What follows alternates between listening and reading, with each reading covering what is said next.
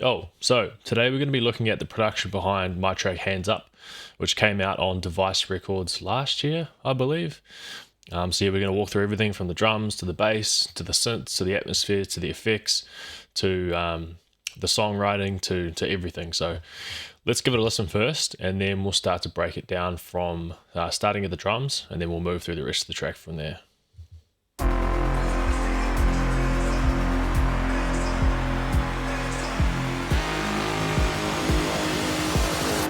Now let me see you put your hands up. Hands up, hands up, hands up, hands up, hands up, hands up, hands up, hands up, hands up, hands up, hands up, hands up, hands up, hands up. Put your hands up. Now let me see you put your hands up. Now let me see you put your hands up.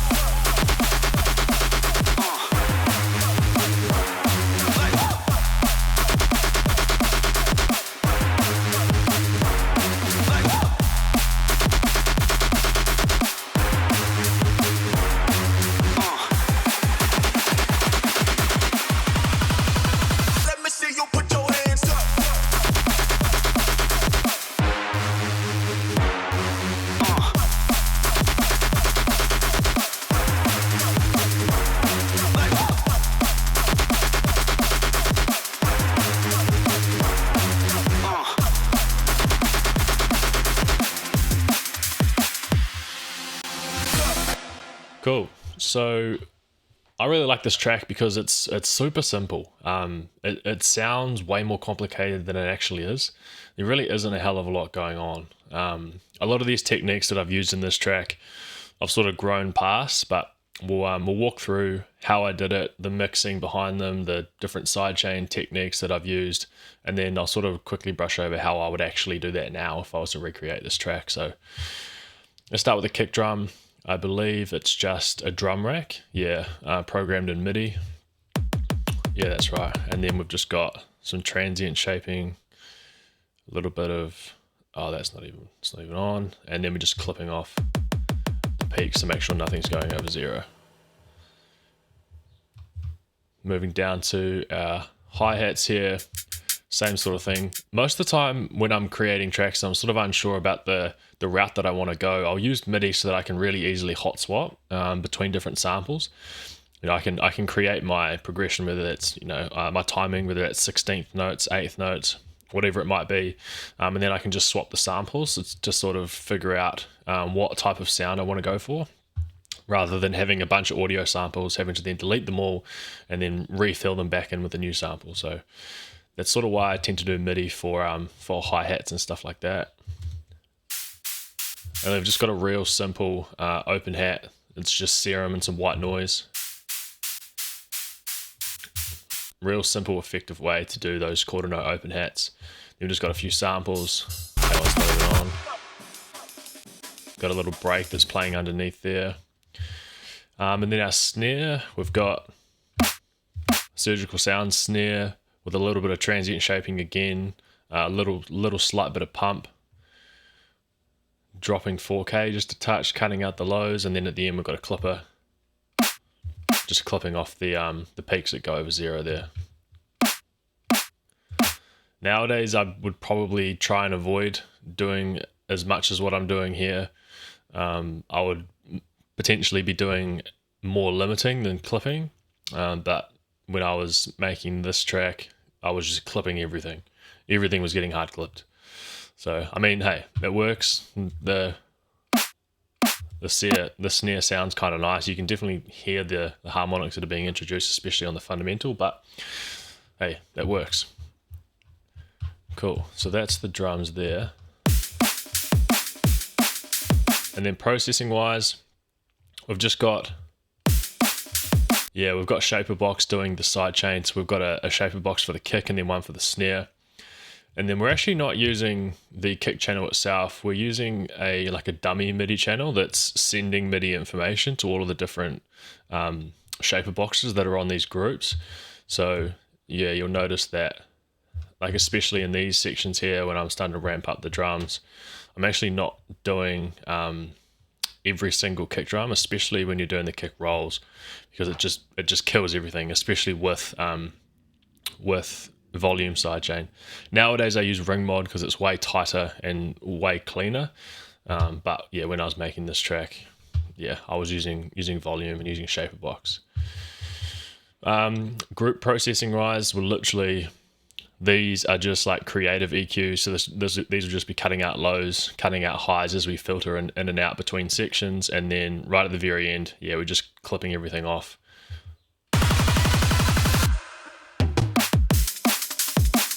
Just taking care of all of the peaks at a group level. Cool. And then for some reason, don't know why, I've got a snare roll that's outside of everything. Yeah, not sure why it's outside of the group, but hey, this is what it is. Cool, moving down into the basses. So these basses are so much more simple than what they sound. We've got that sort of like mid-bass top layer. There's a square layer that sort of handles a lot more of the low mids. And then there's the sub that lies under that. The core bass is literally just, it was actually a liquid patch that I made, which was edited slightly. If we solo that.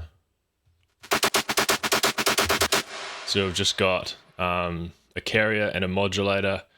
The modulator is just a sine wave pitched up 1 octave, and then the carrier is being FM'd quite heavily. Got some noise, a sub, and then a filter. Just dotting around. And then in here, none of this is actually on. We've literally just got a chorus that's giving it some width. And then we've got like a little bit of a boost in the top end, the LFO and the gain of that high shelf EQ there. It's really not even that. It's way more simple than what you would think. This square layer that sort of sits underneath, yeah, again, super simple. It's just a square with a notch down the center and chorus to give it width. Like it's, yeah, real simple. But it's sort of, I don't know, it just helps with the impact on the drop. It just, I don't know what it is about it. Just, I don't know, just adds some sauce. It's more of a feel thing than something that is like, I don't know, super audible. When it just hits, it feels impactful and it feels powerful, and there's just something about it. Yeah, I kept it in there just for that reason. Moving on to the response, or the response is literally just a classic respace. 2 detuned saws with a notch, shitloads of distortion, hyperdimension for width, chorus again for width, and then just some EQing at the end. Taking out some of the low mids and then rolling off the highs. And then we've just got a little bit of extra distortion at the end, doing some pretty crazy EQ. What do we got at the end? Oh yeah, and then at the very end of the chain we've got a side EQ that's cutting off the lows. And then, as per usual, we're clipping the shit out of it.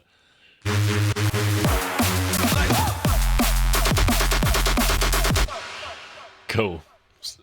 I'm not gonna lie, when I was making this track, I spent 2 days making that res. It took me so long to get right. I knew what type of sound that I wanted, but my sound design skills just were not there, and so it took me so long to finally nail it. But when I got there, it was the biggest relief. You have no idea. 2 days in the pit of sound design, it gets to you. It starts to mess with your head. And then we've literally just got an 808 here. Just a distorted sine wave. Nothing special, and then a bit of width.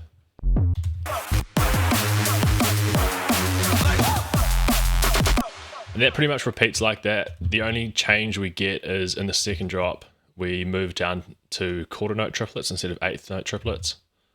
And then we go to.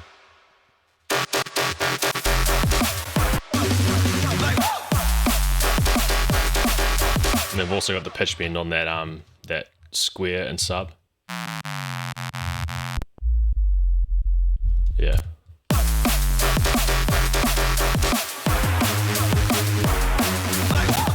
Yeah, that's pretty much all the basses. That just repeats like that. The 808, the square, the sub, the eighth note triplet bass, and then the switch to the quarter notes at the end there. And that's pretty much all that is. Yeah, as far as bass is concerned. Now let's move on to musical elements. So what have we got here? Just like a low res. And then we've got labs. I think it's just playing like a, organic texture. More Foley sounds than anything. You got two reses playing at the same time. Oh, that's sort of taking care of the tops, I guess. And that's more of the lows.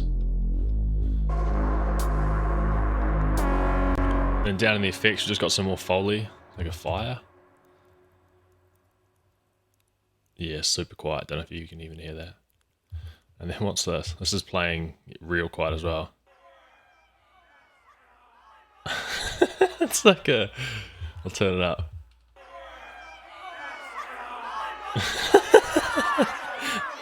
I don't know why I put that in there, but I mean, you can barely even hear it.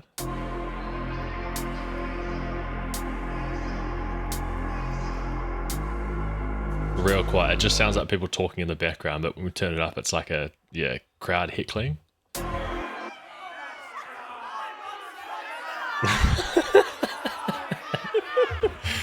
Yeah, I don't know what the logic was behind that, to be honest. And then we've just got an Atmos. Sounds like it's being low cut. Yeah, we're just cutting out the lows. Probably to give space for that res that we've got up above. And then a big sweep down. A few like ear candy sounds. Cymbal sweep. And then it looks like it's, just a shaker transition with some more delay on it. Cool, and that's sort of like, that's the intro there. We're starting to tease the vocal in the intro. It's being filtered in slowly, I believe, using this EQ. Yeah. Yeah, so we're cutting off all the highs and then like slowly introducing them as we get closer to the build section. See, it's starting to come up now.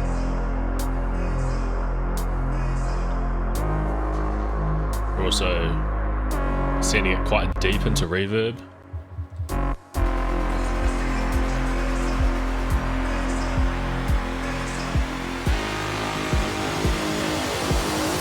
Now let me see you put your hands up. Hands up, hands up, hands up, hands up, hands up. Cool, and then we've literally just got the vocal repeating. Hands up, hands up, hands up, hands up. Big cymbal crash down, claps. And then this is the interesting section. So we've got these plucks. They're playing eighth note triplets as well, because we sort of wanted to, I sort of wanted to introduce the eighth note timing of that main mid bass in the intro and build section. So we're just literally doing two sine waves with quite a hefty amount of detune, distortion, and then same thing. We've got a little bit of a boost on a high shelf EQ, and it's just playing, looks like F, the perfect fifth, and then F up an octave. And then there's like a little mid layer, I guess, that sits under that. And then underneath all of that, I think under all of that there's a square. Yeah, it's just a same sort of bass as what hits in the drop, but with way more width. Yeah, quite a hefty amount of chorus. That's just playing underneath all of that. The big brass stab. Just being pitched down on a clip level. Yeah, so it's +3 and then +1. And then there's just like the super saw, which again isn't too crazy. It's just a detuned saw with some pitch movement.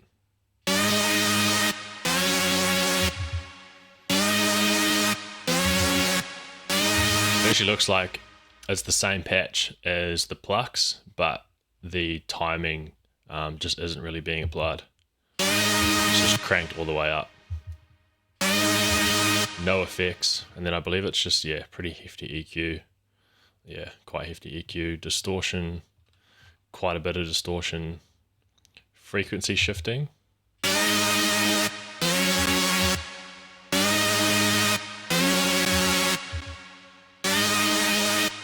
Just gives it a little bit of movement, and then saturating a little bit of the highs. Boosting it by 0.76, not really much at all. And then that's really about it for that. And then, of course, being clipped.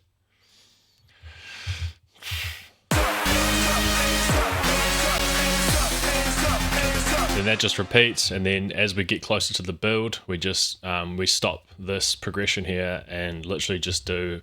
We've just got the pluck sound, which is playing consistently and then just pitching up.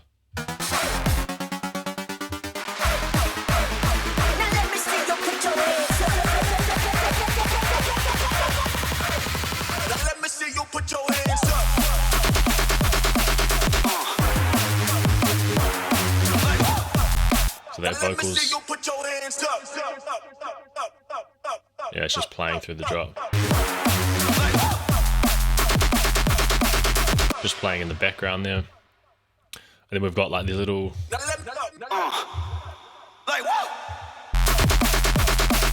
like vocal chops, vocal effects playing everywhere, big exhaust downfall, two of them layered, and then we've just got rise and falls as we progress to different sections. Let me see you put your hands up.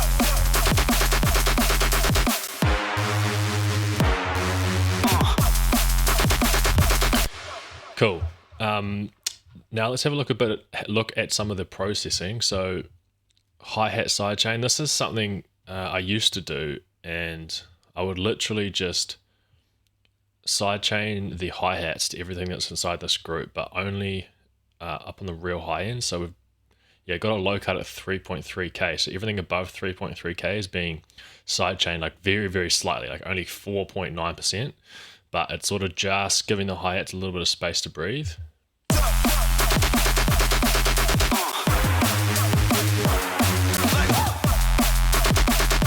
Yeah, just giving them a little bit of space, and then it looks like, yeah, we're just giving it a little bit of release as well. Super fast attack, and then just 30 milliseconds, not that long really.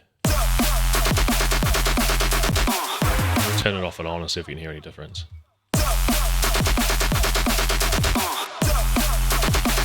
Actually quite substantial, the difference.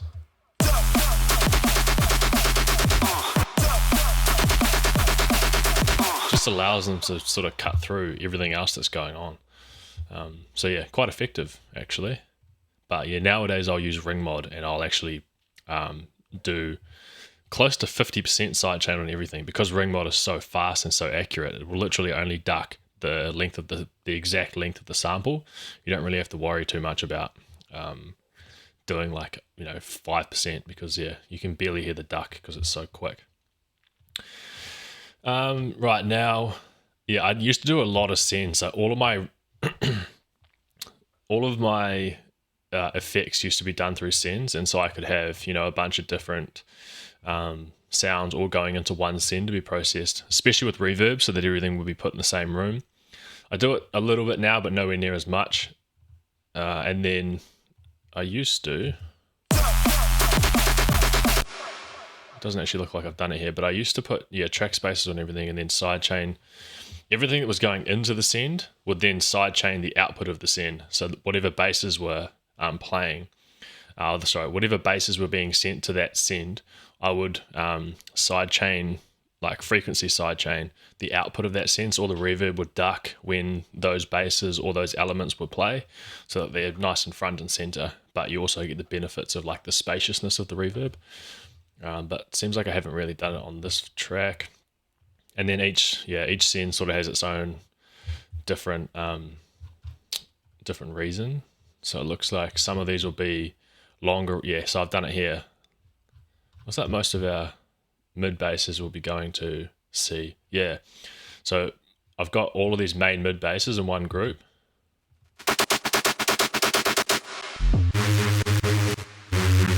which is sidechaining.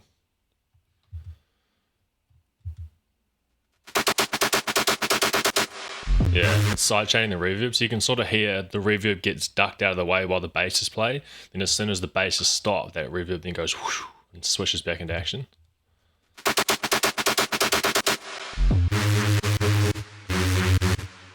So yeah, it's sort of like just making sure that the basses aren't getting drowned out by the reverb itself.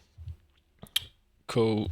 And then there's a few different types of reverbs. So I'll have like super long reverbs for intros or sounds that I want to be pushed back in the mix.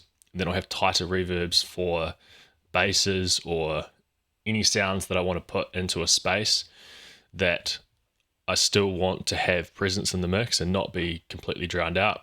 I'll use like a shorter reverb and then that track spacer tip there. Bit of a vocal echo frequency shift. I don't actually know if anything's going to that one or not. Maybe I was just testing that one out. It doesn't really look like it. Nah. And then on the master, there's a bit on here. This is definitely not how I would do it these days, but when I was making this track, this is the most effective way that I could get a super loud and clean mix. So we've got your bass mono, so everything below 90 hertz is being summed to mono. Then we've got, is that EQ? Yeah, it's just doing a little bit. So we're dropping some of the low mids, boosting a little bit of the highs at 1K. And then we've got a multi-band compressor. So I believe when I was making this track, this was for basically to tame the peaks that were then going to be hit, were then going to be sent into the clipper and then the limiter that follows that. So the theory behind it was, if I can tame these peaks, the clipper isn't going to have to work as hard and I'm not going to get as much audible distortion, so I can push it louder. And so you'll see that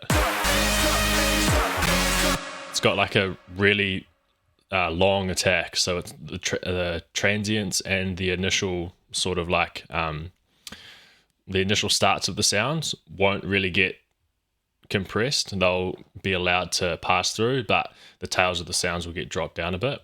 And then super fast release as well. So when they do get compressed, they get going back to their original volume super quick. So yeah, we're like protecting the transients and the percussive elements, but we're sort of ducking the sustained sounds, so that we're trying to give us we're trying to like protect how much distortion we're going to get from the clipper that comes after that. So after that we've got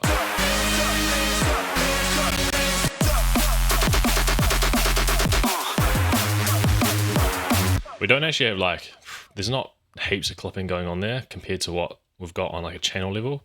But then after that, once the mix is being clipped off, so then we're just basically running with a mix at 0. Then we're driving it with a limiter. This is not how I would do it now, but at the time this is how I made it happen. So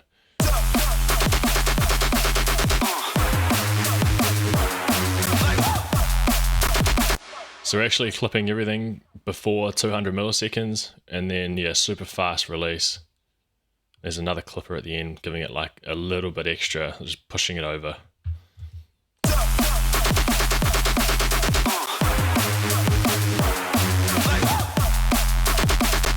So we're hitting like -3.5 short term on the loudest parts, which is sufficient for today's loud electronic music. And it did the trick. I mean, it's a sick tune. If I was to do this again, I'd process a lot of this way differently. But it's all about the progression, and at the time, these were the best ways that I knew to achieve the sonic outcome that I desired. And yeah, it's all about the progression and how you improve over time. So yeah, I'm super happy with how this track turned out, and I hope you can see that it's actually a lot more simple than what you might have thought. So I hope you got value from this track breakdown. I think we're going to do a couple more of these. There's a bunch of tracks that we've got sitting there that we can walk through, but thank you so much for watching, and we'll see you on the next one. Peace.